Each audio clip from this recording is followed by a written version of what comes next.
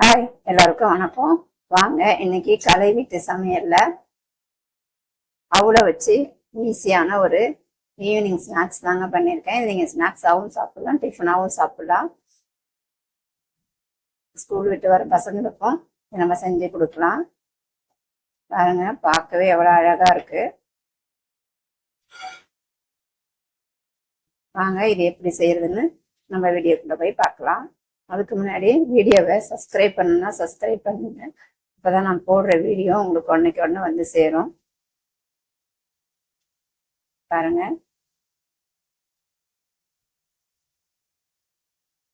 அட்டகாசமா இருக்குங்க பார்க்கறதுக்கே. ஈஸியா செஞ்சிடலாம். வீட்டில் அவளும் இருந்தா பசங்களுக்கு ஈஸியா நம்ம ஈவினிங் ஸ்நாக்ஸ் செஞ்சு தரலாங்க.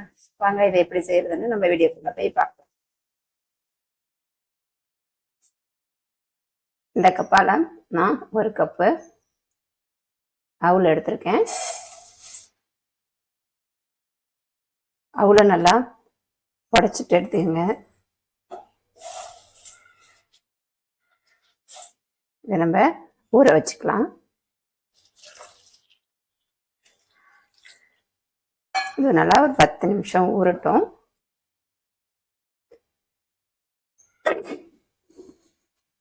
ஊற வச்ச அவல் நல்லா ஊறிடுச்சு. இதில் பாதி எடுத்து நம்ம அரைச்சிக்கலாம்.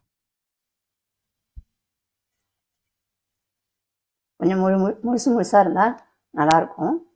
அது இருக்கட்டும். இதை நம்ம இப்போ தண்ணி ஊற்றாமல் அரைச்சி எடுத்துகிட்டு வந்துடலாம். தண்ணி ஊற்றாமல் அரைச்சிட்டு எடுத்துகிட்டு வந்துட்டுங்க. தண்ணி ஊற்றினோம்னா நம்மளுக்கு குழன்னு ஆகிடும். அதனால் தண்ணி ஊற்றாமல் அரைச்சிக்கோங்க. நம்ம இந்த வச்சுருக்கோம் இல்லையா, இது கூடவே நம்ம கலந்துக்கலாம்.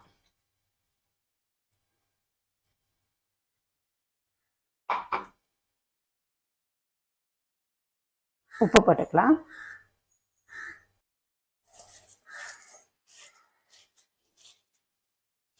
உப்பு போட்டு நல்லா கலந்து விட்டுறலாம். நல்லா உப்பு போட்டு கலந்து வச்சாச்சுங்க. இப்போ இதுக்கு நம்ம ஒரு தாளிப்பு கொடுத்துக்கலாம். கொஞ்சமாக எண்ணெய் ஊற்றிக்கலாம். கடுகு, காஞ்ச மிளகாய், இஞ்சி,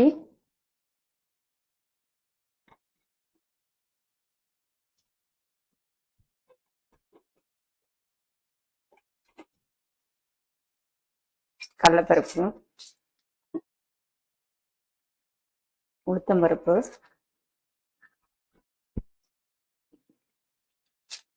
இதை நல்லா செவக்க வறுத்துக்கலாம்.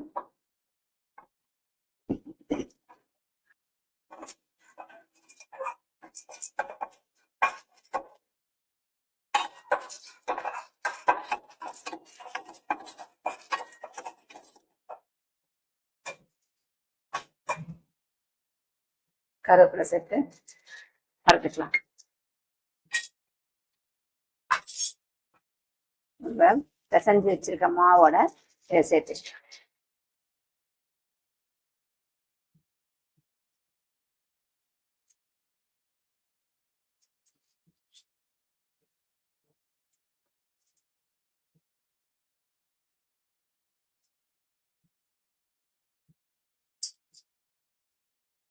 அவ்வளோதான். நம்ம எல்லாத்தையும் கலந்து விட்டுறலாம். இந்த டிஷ்ஷு செய்கிறது ரொம்ப ஈஸிங்க. அவள் மட்டும் ஊறுதான் நம்மளுக்கு டைம் எடுக்கும்.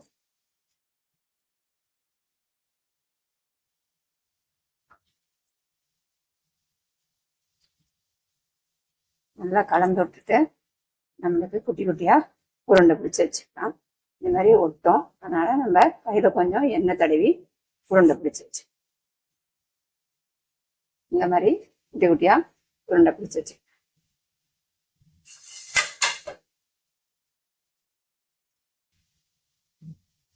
அதே மாதிரி எல்லா மாவையும் நம்ம உருண்டை பிடிச்சி வச்சு குட்டி குட்டியாக ஊற்றியாச்சுங்க. இதை நம்ம இட்லி பானையில் வச்சு வேக வச்சு எடுத்துக்கலாம்.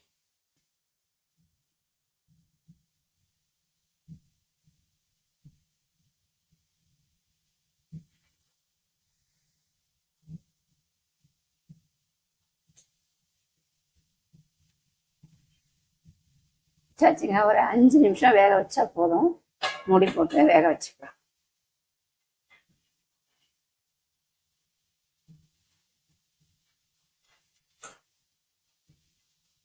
நம்ம உருட்டி வேக வச்சது வெந்துருச்சு.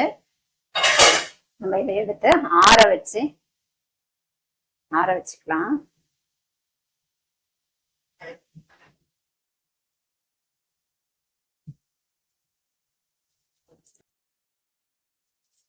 கடுகு போட்டுக்கலாம். வெங்காயம் கடுகு அடிச்சுக்கிட்டு வெங்காயம் போட்டுக்கலாம்.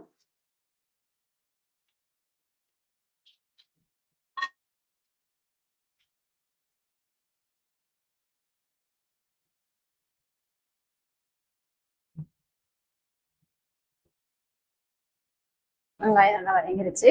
நான் ஒரு தக்காளியை அரைச்சி வச்சிருக்கேன், அதை விட்டுட்டு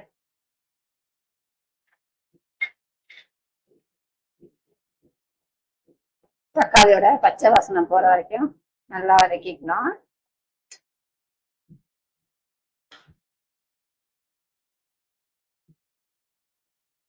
காரத்துக்கு மிளகாத்தூள் ஒரு 1/2 ஸ்பூன் போட்டிருக்கேங்க. கரம் மசாலா நம்ம ஏற்கனவே அவல் உருண்டைக்கு உப்பு போட்டிருக்கோம்.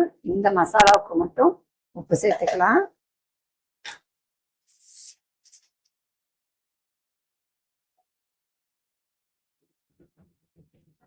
மிளகாவோட பச்சை வாசனை எல்லாம் போயிடுச்சுங்க. இப்போ நம்ம உருட்டி வேக வச்சு ஆற வச்சிருக்கேன் உருண்டையே இது கூட சேர்த்துக்கலாம்.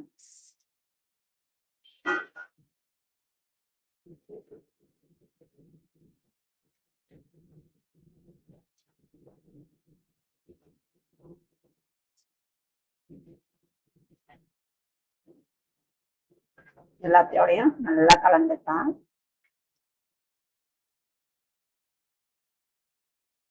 உங்களுக்கு அவளு அதிகமா ஈரப்பதம் ஆயிடுச்சுன்னா, அதிகமா தண்ணி ஆயிடுச்சுன்னா நீங்க அரிசி மாவு கொஞ்சம் கலந்துக்கிட்டீங்கன்னா கெட்டியாயிடும்.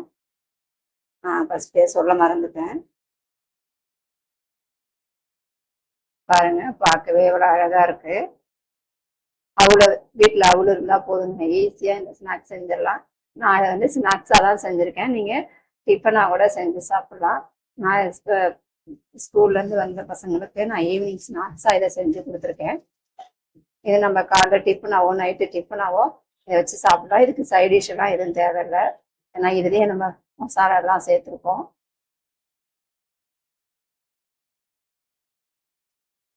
எல்லாத்தோடையும் கலந்தாச்சுங்க. அதான் பார்க்கறதுக்கே செம கலர்ஃபுல்லா இருக்கு பாருங்க.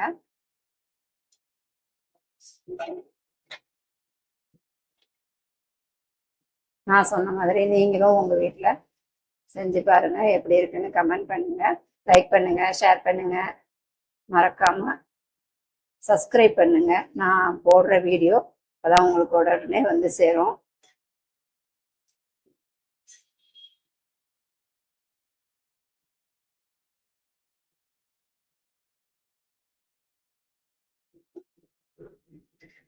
அடுப்பு ஆஃப் பண்ணிடலாம், அவ்வளவுதான்.